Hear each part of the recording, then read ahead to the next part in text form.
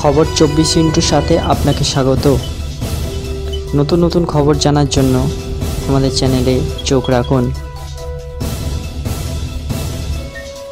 মুর্শিদাবাদ, মালদহ, নদিয়া সীমান্তগুলিতে লাগাতার উস্কানি দেওয়ার অভিযোগ উঠছে বর্ডার গার্ড বাংলাদেশের বিরুদ্ধে। এই আবহের মধ্যে পেট্রাপোল সীমান্তে বৃহস্পতিবার উচ্চ পর্যায়ের বৈঠক হয়। বিজেপির কমান্ডারের সঙ্গে এই বৈঠক হবে বিএসএফ এর দক্ষিণবঙ্গ ফ্রন্টিয়ারের আইজি মনীন্দ্র সিং পাওয়ারের।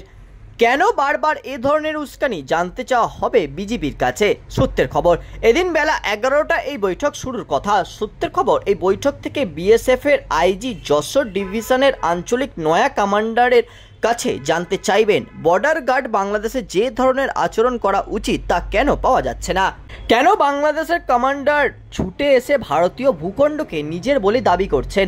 এই ধরনের একাধিক বিষয় উঠে আসতে পারে বলে খবর বিএসএফ সূত্রে। তবে শুধু এটাই নয়, অনুপ্রবেশ ইস্যুতেও এদিন বৈঠকের সম্ভাবনা রয়েছে। যশোর ডিভিশনে সাতক্ষীরা, ঝিনাইদহ, কুষ্টিয়া, মেহেরপুর, চুয়াডাঙ্গার মতো একাধিক গুরুত্বপূর্ণ এলাকা পড়ে।